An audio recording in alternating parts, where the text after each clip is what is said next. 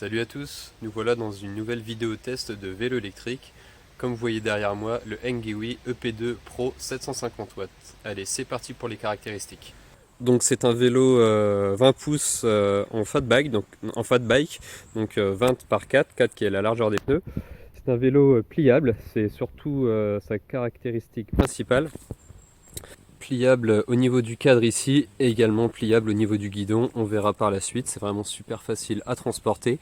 Donc moteur assez puissant de 750 watts à l'arrière, batterie qui est dans la partie avant de 48 volts en 12,8 ampères-heure. Ensuite nous avons 7 pignons à l'arrière, un plateau unique à l'avant. On remarque aussi des super garde-boue en métal avec une patte de fixation, ça c'est vraiment top. Également pour l'avant. Nous remarquons la fourche, on peut la bloquer. Voilà, une fourche basique, je ne vais pas m'étendre là-dessus. Ce vélo, niveau freinage, il dispose de frein à disque à l'avant, frein à disque à l'arrière. Donc c'est pas de l'hydraulique, c'est du mécanique avec un câble. Nous avons lumière avant-arrière. Voilà, pour l'avant, ça éclaire vraiment super bien. Et pour l'arrière, c'est pareil. J'étais vraiment surpris par la qualité de l'éclairage. Là, on est en plein jour et vous l'apercevez quand même bien. Également un porte-bagages qui semble assez robuste. Alors habituellement dans la lampe avant, il y a généralement un klaxon. Sur celui-ci, il n'y en a pas, je ne sais pas pourquoi, parce que c'est pas ce qui coûte le plus cher. Donc pour ce qui est du klaxon, ça se limite juste à une sonnette sur le guidon. Je vous montre tout de suite. Donc pour le guidon, voici la sonnette que je vous parlais à l'instant.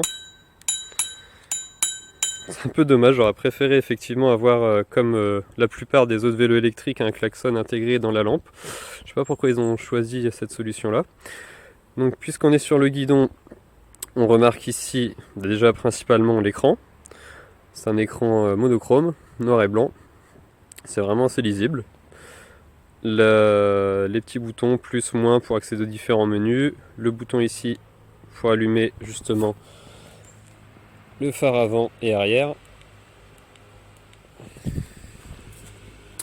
La sonnette, je viens de vous en parler. L'écran, je vous en ai parlé, je vous en reparlerai un petit peu plus tard pour vous montrer comment ça fonctionne. Nous avons ici la partie dérailleur pour changer les vitesses. Et bien sûr, la poignée d'accélérateur de la mobilette.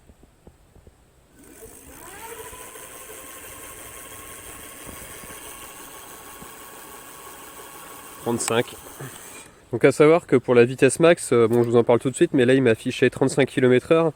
C'est parce que j'ai pas encore été dans les réglages pour le débrider entre guillemets et pour ne plus qu'il soit limité à justement 35 km/h. Mais en vrai, même si on lui dit 50 km/h, il ira pas beaucoup plus vite que 35-40 justement.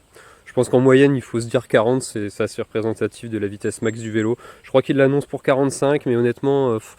sur du plat avec une batterie vraiment à donf, ça va peut-être y aller à 43, 44, peut-être 45, mais tablez plus sur une vitesse de 40 pour ne pas être surpris. Je vous montre vite fait comment plier le vélo pour accéder à la batterie, plier le guidon, un petit tour de l'écran et tout de suite après je vous fais un petit clip vidéo avec des clips que j'ai enregistrés directement pour voir en fonctionnement ce que ça donne. Ça sera plus intéressant que de parler pendant 10 minutes du vélo.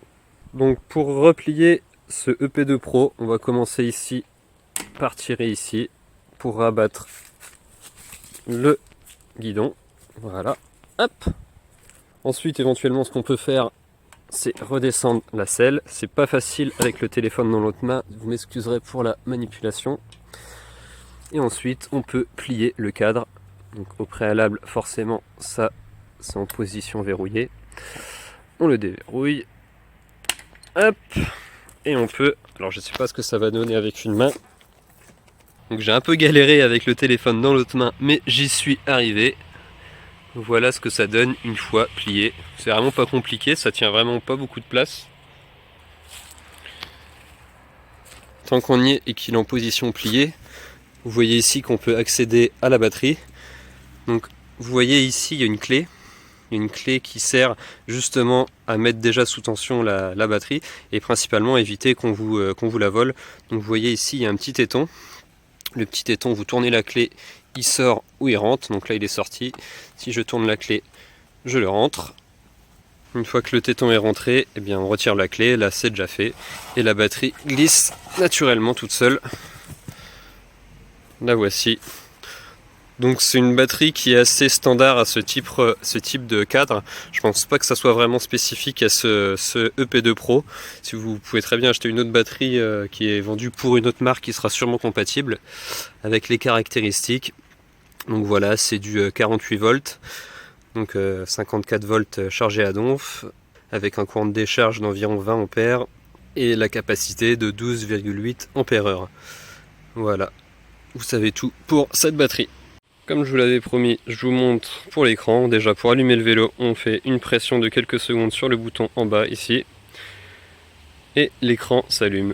Donc vous pouvez voir apparaître au centre les kilomètres-heure. Juste en dessous, le 1, le 2, 3, 4, 5, ce sont les modes d'assistance, la puissance en fait que votre moteur électrique va délivrer. Et tout en bas, les kilomètres parcourus. Et si on rappuie, ça s'éteint. Voilà, c'est vraiment tout bête. Sûrement dans une prochaine vidéo, je vous parlerai un peu plus en détail de l'écran parce que il y a plusieurs paramètres qui sont potentiellement réglables. Mais je vais prendre le temps déjà de bien comprendre comment cet écran fonctionne avant de vous en parler parce qu'il est un peu plus complexe que les autres vélos que j'ai pu tester.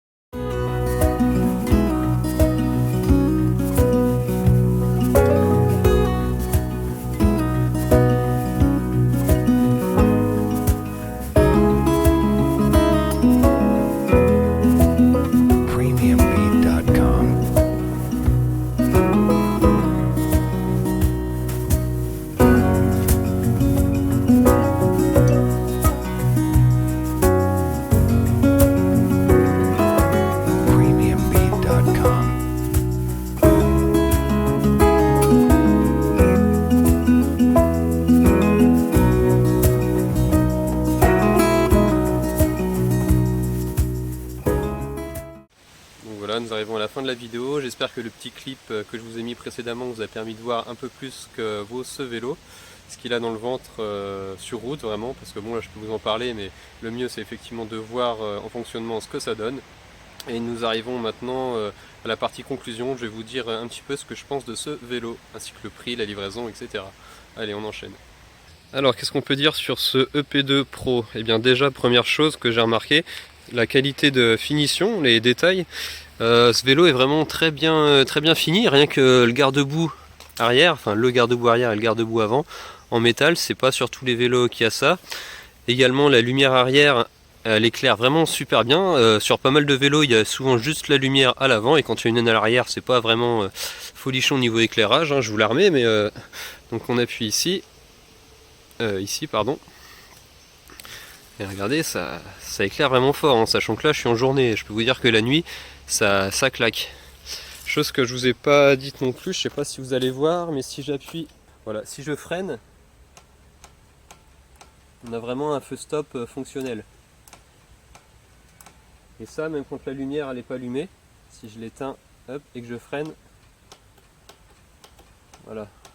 Donc ça, niveau visibilité, c'est top, vraiment un bon point. Et ensuite, niveau transport, c'est quand même super agréable. Vous avez vu tout à l'heure, je l'ai plié. Le fait qu'il se plie au cadre, mais aussi au guidon, ça tient vraiment dans le coffre de n'importe quelle voiture. Je m'en suis servi il n'y a pas longtemps à 2 reprises pour aller faire des longs trajets. Et c'est vraiment pas quelque chose de compliqué à transporter. Pour ce qui est de la puissance générale du vélo, alors il est annoncé pour 750 watts. Ça y va bien. Personnellement, j'aurais espéré un tout petit peu plus de patates. Je me doutais qu'il allait être moins puissant que les vélos que j'ai en 1000 watts. Mais pour du 750 watts, je pensais malgré tout que ça allait être un peu plus puissant. Alors niveau vitesse, c'est quand même pas trop mal, hein. On fait en moyenne du 40 km/h sans souci en fonction de l'état de la batterie. Je vous dis en moyenne, hein, parce que forcément si la batterie est chargée à fond ou si elle est totalement déchargée, on peut très bien faire du 35 km/h que du 43, 44, voire 45.